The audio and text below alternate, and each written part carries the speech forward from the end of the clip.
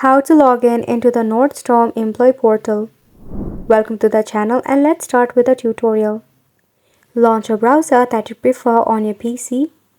Then search for Nordstrom Employee Login.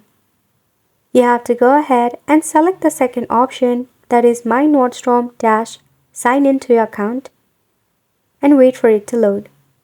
To sign in, enter email address, phone number or Skype ID, then tap on Next. Tap on Can't access your account if you have forgotten your credential and select Work. To get back your account, enter email address or your username, then verify yourself and tap on Next. If not, you can head back from here and select the option of Sign In options.